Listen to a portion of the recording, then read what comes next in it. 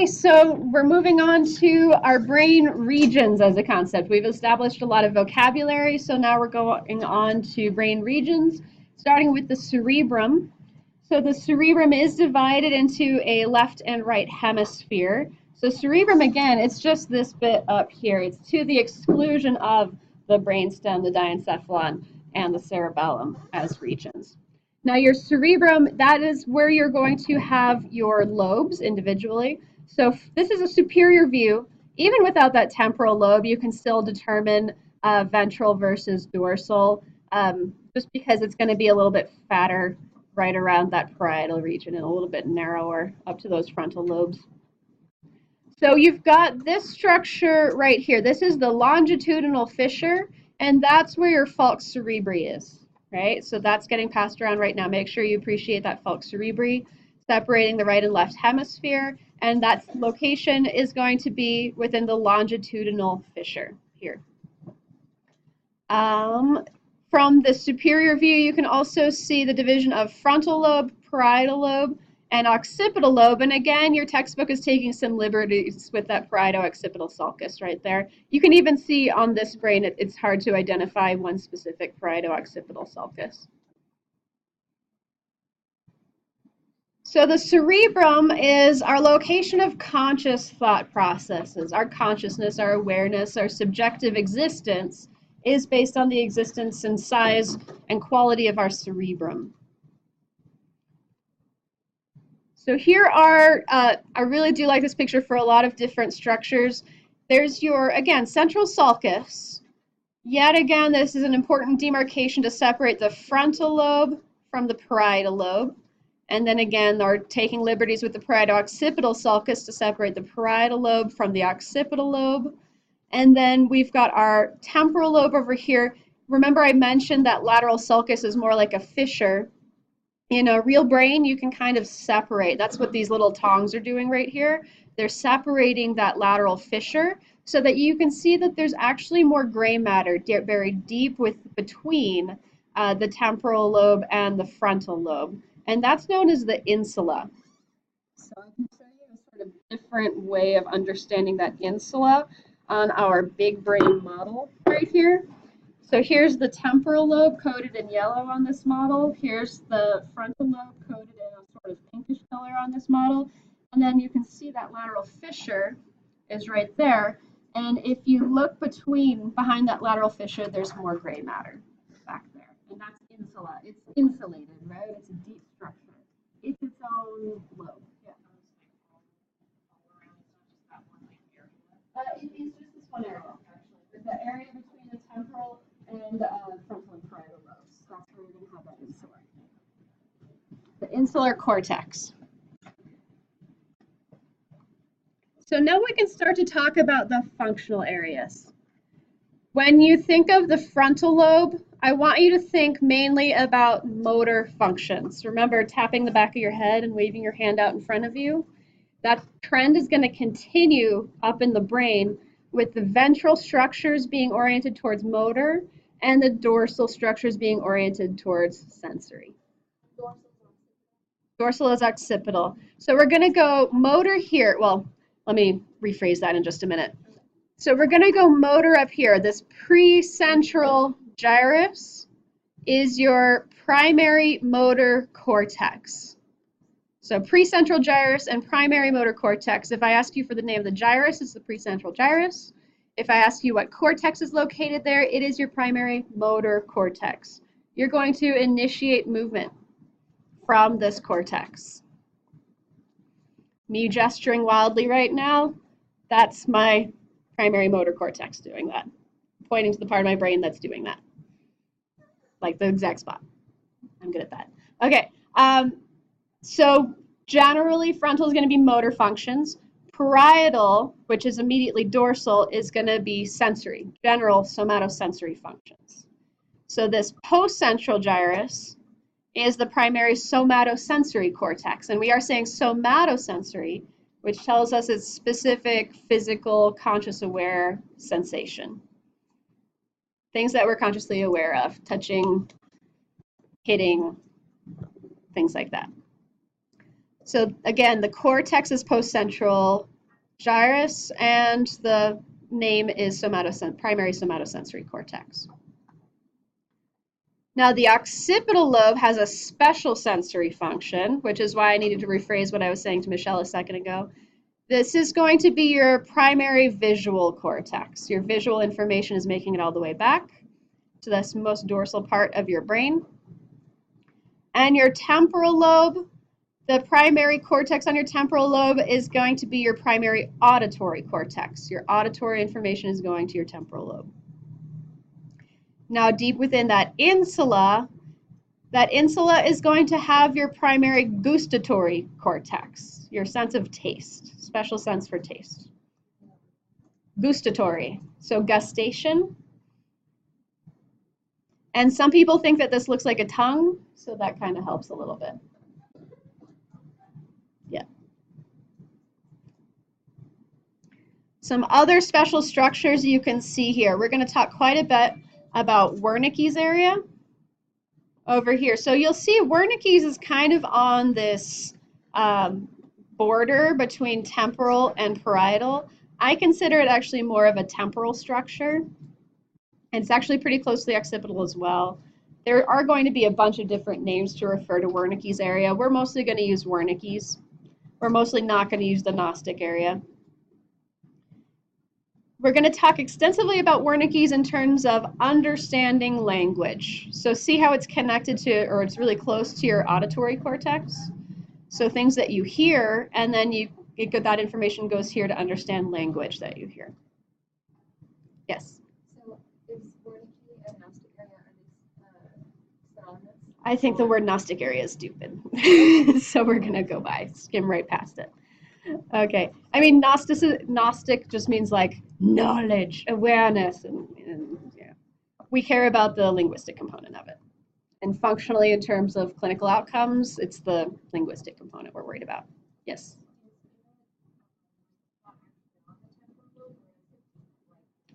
It is going to be cortical. This is a cortical recognizable area.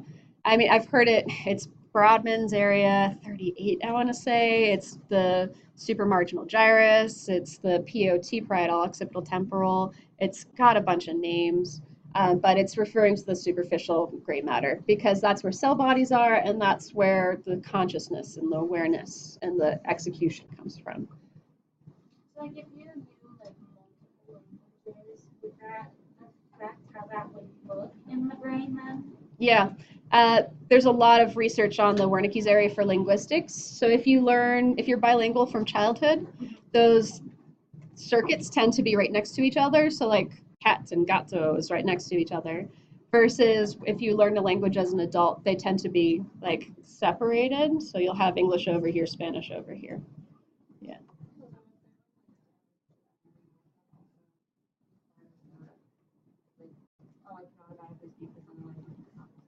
Right. The reason some people wake up suddenly only speaking Spanish. Yeah, absolutely. We're going to see this in conjunction with conditions such as Wernicke's aphasia. Wernicke's aphasia, inability to speak. And then over here in purple, but partially obscured by this metal thing, is Broca's. This is the motor speech area. It's up in the motor cortex, so it makes sense that this is the motor component of speech.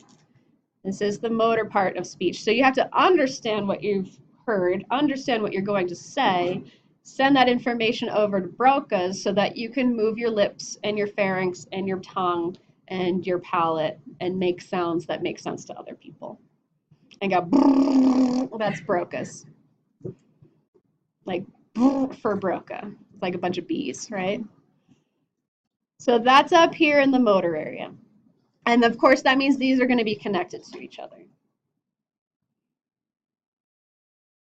Lots of clinical relevance for those two spots. I do want to point out, this is a view from the left, which is intentional. Wernicke's and Broca's are only in the left hemisphere. Which again, clinical correlation, if somebody has a stroke to the middle cerebral artery, it's very likely to hit Wernicke's or Broca's or both. And then you're going to end up with some kind of aphasia, which is an inability to speak.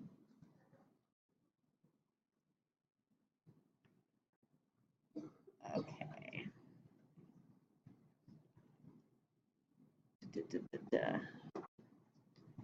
So you've got your primary area, your primary motor cortex, your primary somatosensory cortex, your primary visual cortex, your primary auditory cortex. Additionally, you have association areas immediately adjacent to that bit of cortex. So, for example, if this is your primary motor area, immediately adjacent to that is an association motor area. And I'm going to teach you like the secret of consciousness right now. I think they're 4 a.m. Your primary areas do the thing or receive the thing if it's a sensory area. Your association area is where you're going to integrate that information and understand it and have memories associated with it. So your understanding of any sensation you receive or any movement you do is based on your association areas. Yes? So when you're like teaching kids from like before and as you're growing up, like kind of how to do things, is that where that association starts to develop more so? Or? So you're talking about development in general? Yes.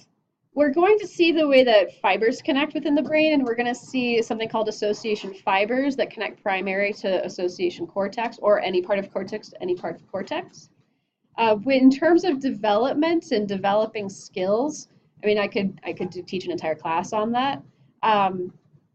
Basically, everything's cross-wired originally, and then you have to prune down to only the ones that work and make sense. Yeah. So we'll keep it really, really simple because we've got limited time. All right, so the primary cortex receives the signal if it's a sensory part of cortex. So somatosensory, visual, special sensory, auditory, special sensory, gustatory, right? Special sensory. The primary cortex receives it and then sends that information to the association cortex, which, by the way, is where memories are stored. So you feel something and you can think about what it means to feel that. Maybe you heard a bird chirping, but you're not going to understand that it's a chirping bird until it makes it to your association cortex in your temporal lobe, your auditory association cortex. That's where you're going to be like, that is a bird, right? Versus just cheep, cheep, cheep, and having no context or understanding of what that sound is. It is possible to mess up just association cortex and be able to hear a bird chirping and identify that a sound is being made, but not be able to identify that it was a bird. That's a possibility.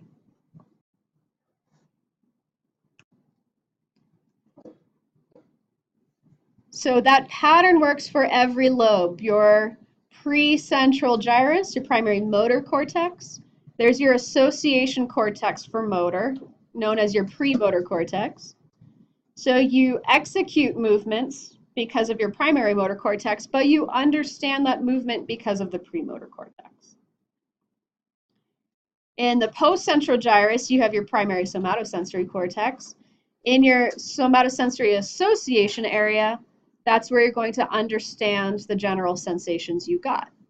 Are you being tickled with a feather or are you being slapped with a brick, right? And what does it mean that you're being slapped with a brick? Did you do something wrong? Did they do something wrong? Who knows? That's going to come from here. Primary visual cortex, you're going to send the information from your retina there. The retina is going to send that information on back. And you're going to see things, but you're not going to understand what is seen until it makes it to the visual association cortex in green here. You hear a bird chirp, you understand that it's a bird. And then again, language is over here. So that you could consider a type of association cortex, but only language information should be sent there. Yeah.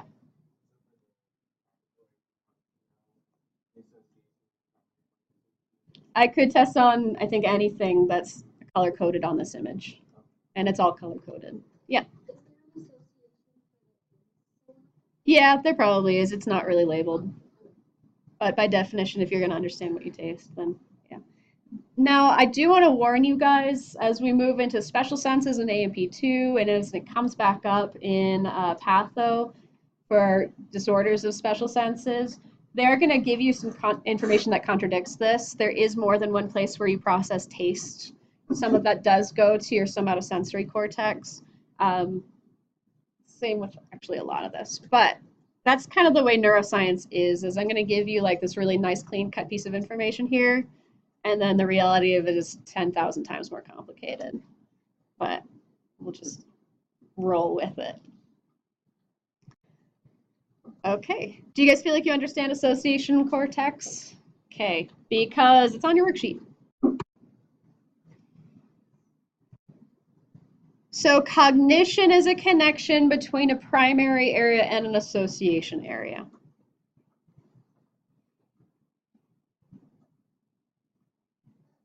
And we've kind of covered this. Now let's look at that homunculus right there. Is anybody enjoying that little guy up there? He's the homunculus. That word homunculus is absolutely ancient. Sort of this ancient idea that we've got a little man in our head running the show because we didn't really understand what the brain was or what it was doing or why it was there. So we just thought, okay, there's a little guy up there. And we named that the homunculus. The self was the homunculus. But what we have discovered is that when we look at our cortices, I'll go back to those slides that I skipped, don't worry. When we look at those cortices, they are, we've discovered, mapped out. Your body is mapped on your precentral gyrus and on your postcentral gyrus, which means you have a motor homunculus and you have a sensory homunculus, which is to say we've mapped parts of that cortex that correspond to that body region. So I can point to right here and say, this is my hand. And I can point to right here and say, this is my face.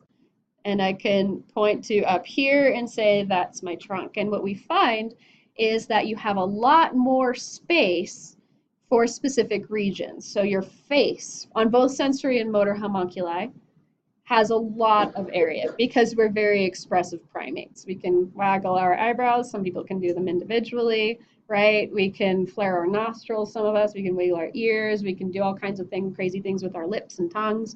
So we have a lot of nuclei. We have a lot of, I'm saying the word wrong, cortex devoted just to the face for both sensory and motor. And we can do a lot of crazy things with our hands, like opposition and piano playing. So we have a lot of space dedicated to our hands. But as you get to your forearm and your trunk, like unless you can contract individual abs, you know, maybe pull up Terry Crews and make your pecs dance, whatever it is, there's not a lot of space dedicated to that specifically. You know, you can do a crunch, it's kind of a big movement. It's not really specific. And the same thing is true for the sensory cortex. It's very similar and a similar pattern where there's a lot of sensory information from the face, a lot of sensory information from the hand, and less sensory information to the arm and the trunk and the legs. The feet, we get more space again. And just to note that your genitals are right next to your feet on your somatosensory cortex. Why? Nobody knows, but this does actually help explain foot fetishists.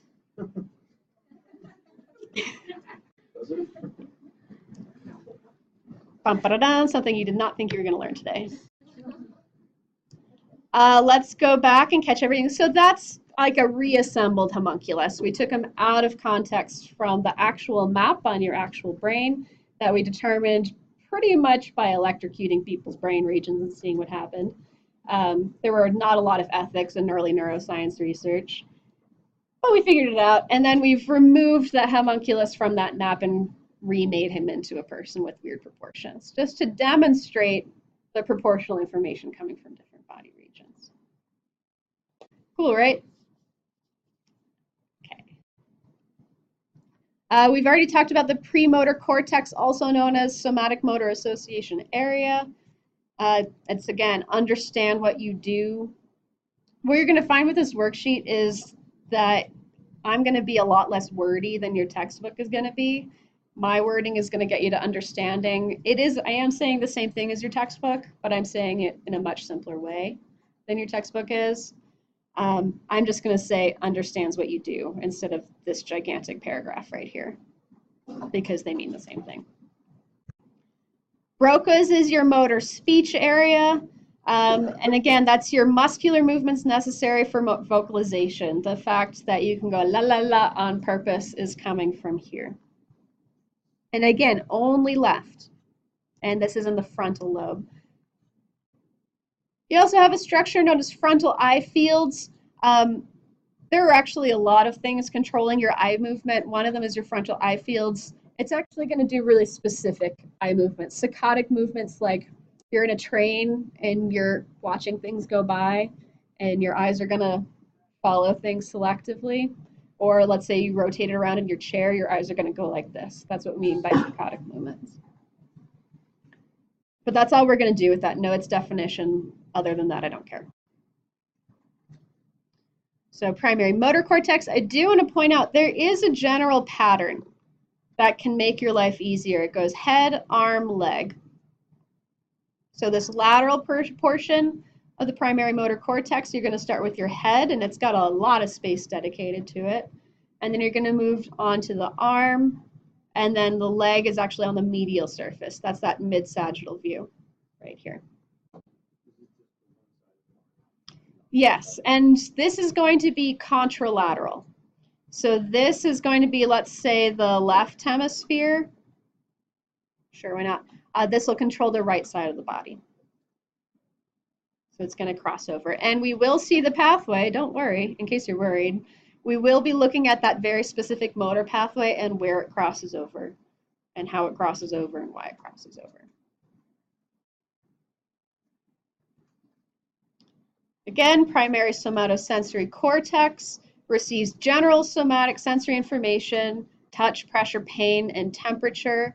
That goes straight back from your integumentary lecture, where we started looking at like lamellated corpuscles and tactile corpuscles and nociceptors, free nerve endings, which we will see again during our special sense lecture.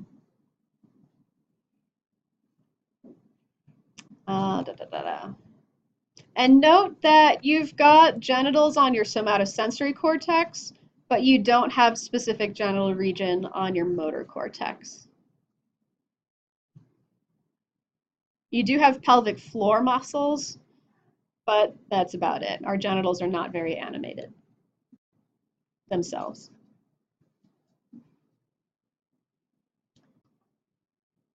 We've covered this, and this is just review, primary visual cortex versus visual association cortex. And again, I'm just going to simplify this and say that your visual association cortex understands what is seen.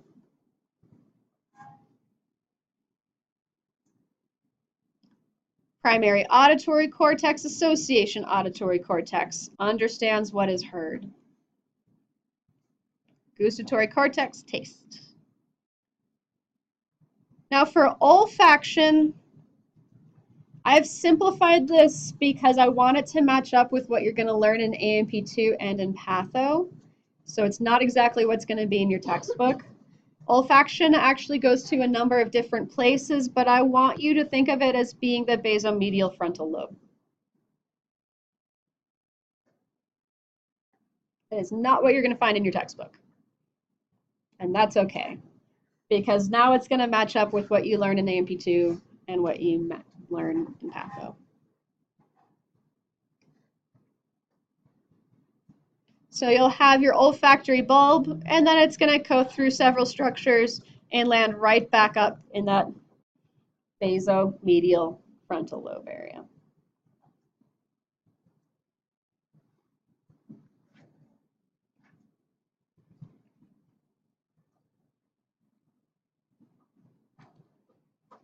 We've already talked about Wernicke's and how it's got different names.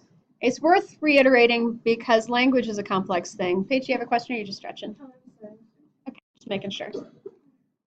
Okay, so in order to speak, that's a very high order process, right?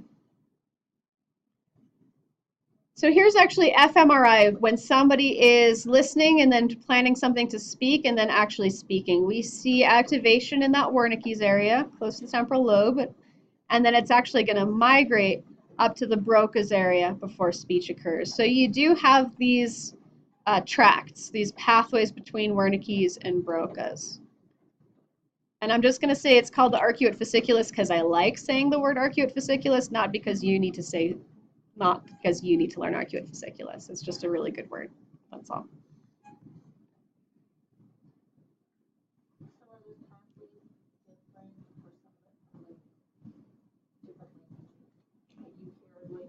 Does, regardless of what language somebody speaks natively, this will be the same pathway. And even if you learn a second language, it's still going to go to Wernicke's. We have not found a limit to how many memories a person can make. We always have that colloquial thing of like, oh, I'm too full of information. If I put anything else in, something's going to spill out. We've not found any physiological basis for that. There's no limit to how much we can store in the space of our brain. That we've found. Right, right. Oh, I know, that makes that scene even sadder when the guy like fades away. It's like, no. Bing bong, there you go. There's no reason to forget Bing bong. Bing bong, we can remember him forever. Yeah. The angular gyrus, is that another name for a Wernicke's area? Yeah. Oh. Yeah. So we're going to spread through that angular gyrus. We mean this angle right here, the angle between temporal and parietal. That's what we mean by angular gyrus. That happens a lot in neuroscience, or just switch a lot between names that mean the same thing, and it's always linguistic like that. It's this angle right here. Okay, that was it for cerebrum. And again, this content right here, this was from chapter 17 that I just integrated into our cerebrum portion. So we'll move on to the diencephalon unless anybody has questions. Okay.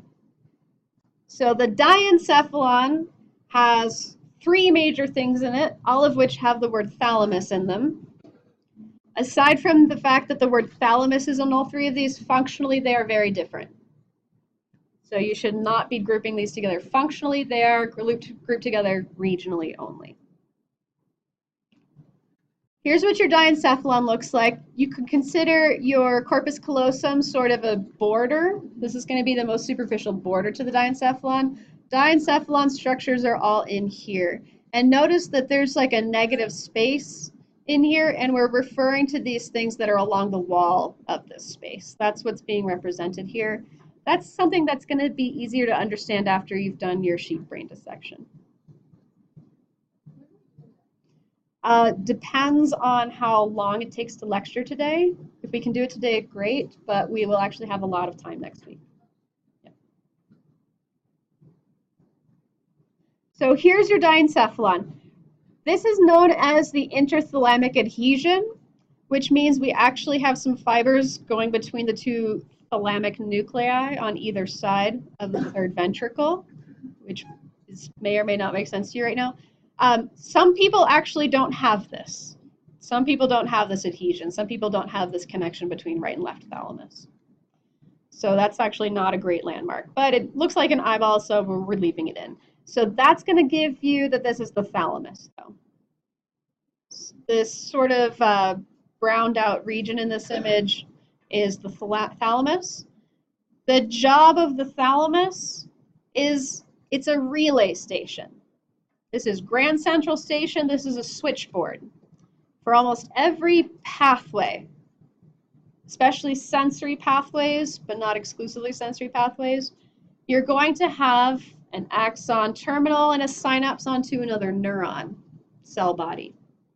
And it's going to be in that thalamus. So it's basically going to be like, are you visual information? You're going this way. Are you auditory information? You're going this way.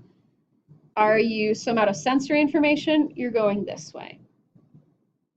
So think of it as a relay station or a switchboard, and that's it. It has a number of different nuclei. You are not responsible for learning individual nuclei of the thalamus. It is way too much. You will see individual nuclei in special senses lecture, but only 2 of them. So we're not going to worry about it too much. So again, this is the reason this is a specific area is that it's a collection of cell bodies with a specific role. It is a relay station. And that's all you really need to do. Don't overthink the thalamus. I'm going to go back here to the epithalamus, which contains the pineal gland. And the pineal gland is actually the only part of the epithalamus I care about. The pineal gland is going to secrete melatonin, not to be confused with melanin, which is a skin pigment. Melatonin is going to regulate circadian rhythm, sleep-wake cycles.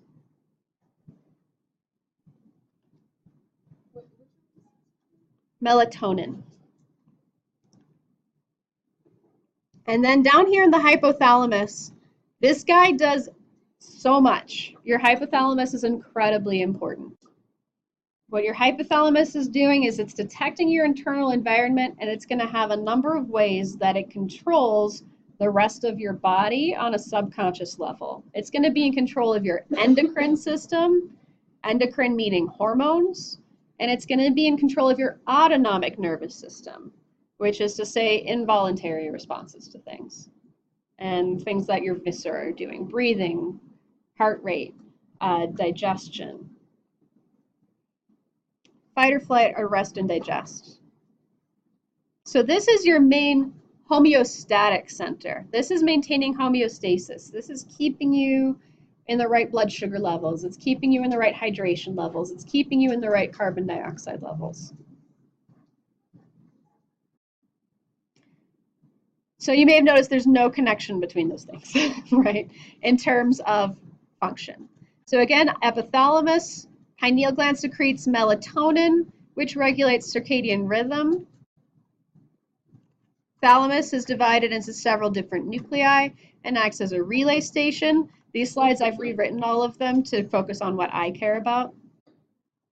So it is not going to be the exact stuff that you find in your textbook. And the hypothalamus, it's not even telling you the function. Here we go. Functions of the hypothalamus. Controls the autonomic nervous system, the endocrine system, controls body temperature, emotional behavior, absolutely, food intake, water intake. It does have a connection to your pineal gland, but it's very complex. If you want me to tell you about it, I will, but not during class time. I do a whole guest lecture on that. So it acts in homeostasis for pretty much everything. Okay, how are we feeling about the diencephalon? Good?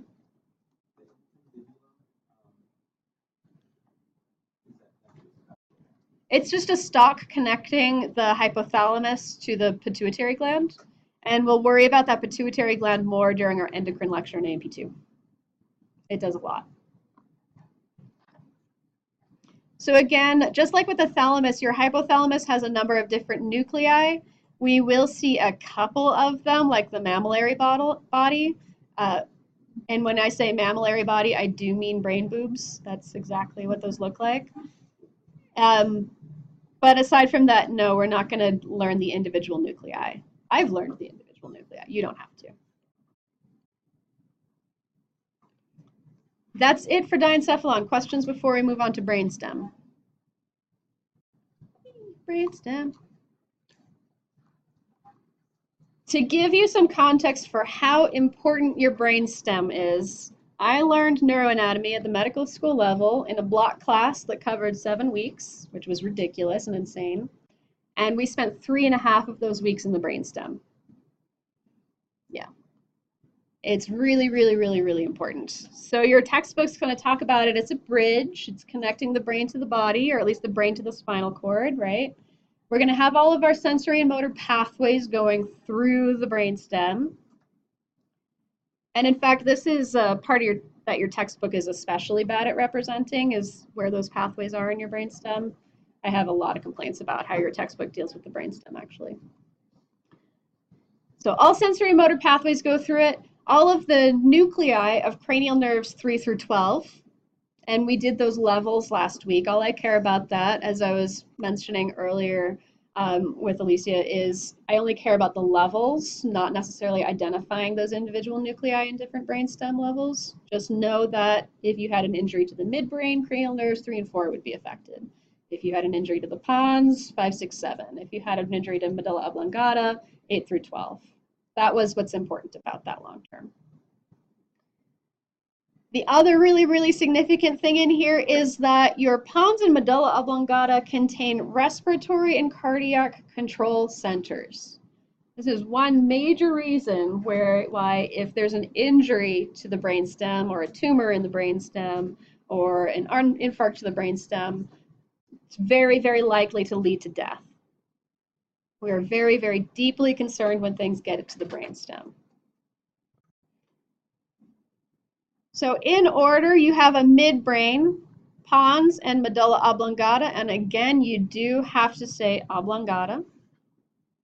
Now, for some reason, your textbook's always going to put your thalamus on this picture of the brainstem. Remember that the thalamus is actually part of your diencephalon, not part of your brainstem.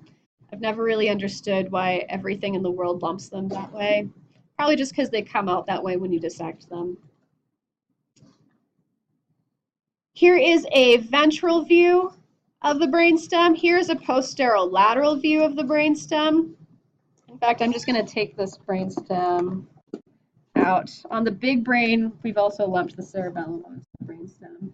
So again, this is the thalamus over here, and then the brainstem actually just starts right here, pons, medulla oblongata. We've also got a nice little pituitary and optic chiasm attached to this, which again are not brainstem structures. Let me see how I do this. Okay, I do have it separated out.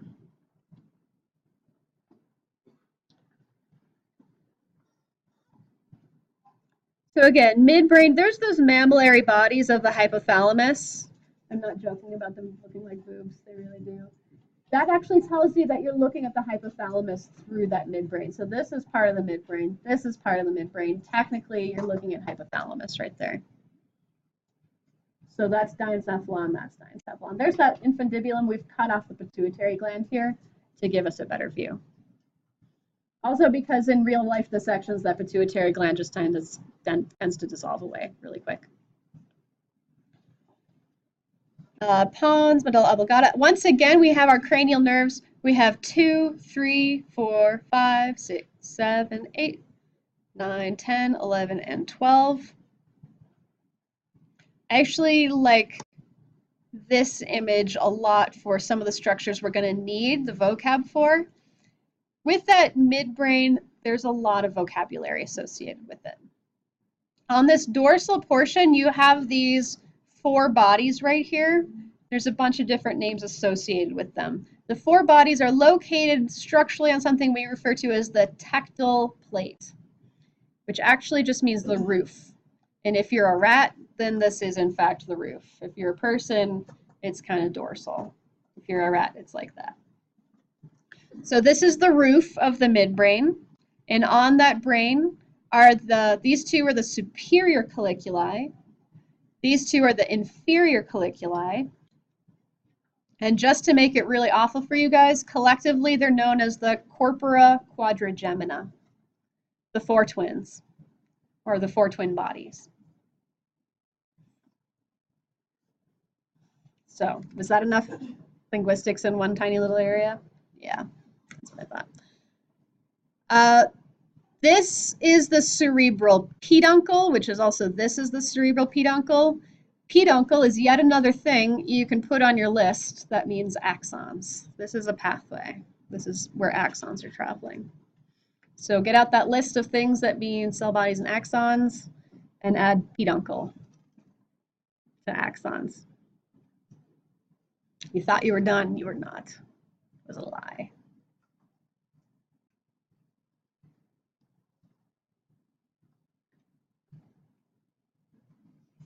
See, your pons don't have much going on from the ventral view. I do want to point out cranial nerve 5 is gigantic and comes from that mid-pons region. So if you're ever having a hard time counting and figuring out which cranial nerve is which, you can always find 5 and count up from there or down from there. I think 5 is really recognizable. I think 3 is really recognizable. I think 11 accessory is really recognizable. From the posterolateral view, your pons have the cerebellar peduncles. So these were the cerebral peduncles. That means we're connecting the cerebrum to the spinal cord. These are the cerebellar peduncles, which means we're connecting the brain to the cerebellum. Pathways to and from the cerebellum are going to go through cerebellar peduncles. So from this view, we've effectively chopped off the cerebellum, and that's why it appears really flat right there. So the cerebellum would be right here. So there's your middle cerebellar peduncle, most associated with the pons. You also have a superior and inferior cerebellar peduncle, associated with your midbrain and medulla oblongata, respectively. Since we did chop off that cerebellum, you can see the space left for the fourth ventricle right there. Then we're down at the medulla oblongata, and centrally, medially, you have pyramids. And this right here is called the decussation of the pyramids. That's going to matter to us later. This is going to be where our motor pathways decussate, where they go from right hemisphere to left body, left hemisphere to right body. That's their site of decussation. That's why decussation of the pyramids matter. Lateral to that, you have the olives, which is a structure that, for the most part, I just need you to visually identify. You can also see the olives from this posterolateral view. And they do look like little olives. You can kind of poke them and they feel like little olives. Again, the people who thought this up, they were not super geniuses. They are going to have some nuclei that are part of your auditory pathway. They probably have some other functions, but I think of them in terms of the auditory pathway. Your auditory pathways have like 6 different nuclei. No, it's not a nucleus for a cranial nerve specifically. But wait, there's more. Here is your cross-sectional anatomy of your midbrain. So these were the cerebral peduncles. To contextualize that, this structure here and here is this structure here and here, which means this is ventral, this is dorsal. This is going to be your superior portion, your rostral portion of your midbrain, because this is the superior colliculus. And again, that's located on the tectum or tectal plate, which just means the roof. For every roof, there is a floor, that's your tegmentum, which contains your red nucleus and your substantia nigra. For our purposes, that substantia nigra is much more clinically significant to you, at least right now. One day you might need a red nucleus, but not today. Substantia nigra translates to black stuff. There's literally black appearing stuff in there. And that's actually dopamine. It's actually a metabolic waste product as a result of producing dopamine. So things that are going on here, these are producing dopamine and projecting them up into your forebrain. And as long as you're producing dopamine, you have black stuff in your midbrain. When you stop producing dopamine because you have Parkinson's disease, you have less black stuff. It appears less black. There's that cerebral aqueduct, which means that we're on our way between the third and fourth ventricle. And right around that, we call that periaqueductal gray matter.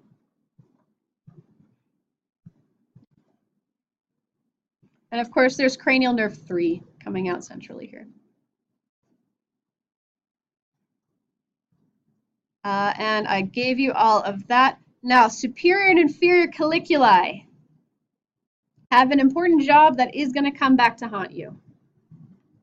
So let's talk about those. I used to not have a specific slide for these. This was part of my edits. So the colliculi, also known as the corpora quadrigemina, located on the dorsal surface of the midbrain, are going to integrate visual and auditory reflexes. So what we mean by that is that you have visual reflexes and you have auditory reflexes, and they actually need to work together. If something makes a sound, you can look towards it. So here's a story that I have to sort of cement this idea. One day you're walking along really peaceful and you step out into the street, and maybe you're a little distracted because you didn't look both ways, and a bus is about to hit you. But the bus honks its horn. Because the bus honks, you look at it. So think about how weird that is to hear something and look at it. Those are two different systems, right? But we have reflexes where we hear something and we look at it, especially if it's very loud or scary, right? So because it made a sound and we looked over at it, we are able to get out of the way and we live to see another day. That is the job of the superior and inferior colliculi.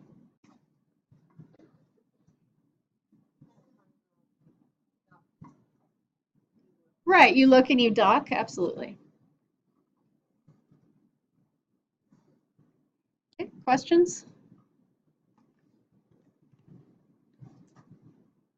Pons have the middle cerebellar peduncles, which means they're in close contact with the cerebellum. We'll get to what that does in just a bit. Nuclei for 5, 6, 7. Superior olivary complex, another thing that appears sort of olive-like in our cross-sectional anatomy. That one is also for sound. That's part of our sound pathway. And you have a respiratory control center in your pons. It's one of your respiratory control centers. You have two respiratory control centers. One's in the pons, one's in the medulla oblongata. And yes, you should know both of those.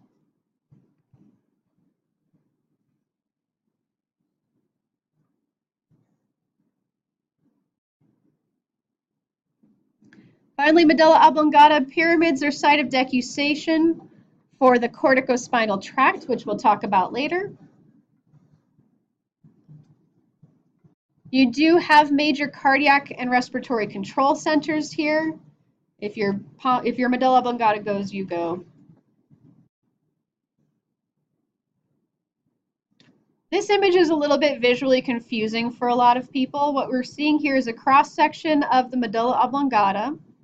This is going to be the rostral portion, and then it's caudal, and then we've sort of cut away so that we can see some of the tracts. This is the corticospinal tract. This is your motor pathway that we'll talk about, and this is with decussating at the pyramids. And so this is why we have the right hemisphere controlling left body and left hemisphere controlling right body. This is exactly where those axons cross over. So there's that pyramids in this cross section only, pyramids in general are that entire portion, and then olives in this portion only.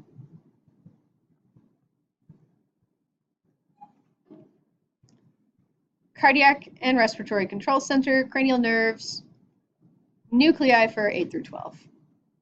You also have some really, really important reflexes going through here. Swallowing, coughing, sneezing, gagging, vomiting, those are actually really, really important reflexes for survival.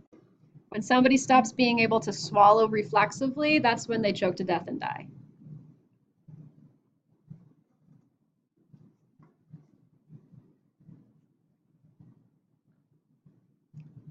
And it's kind of another stopping point before we get to cerebellum and we talk about all of the motor components. Questions before I turn off the recording?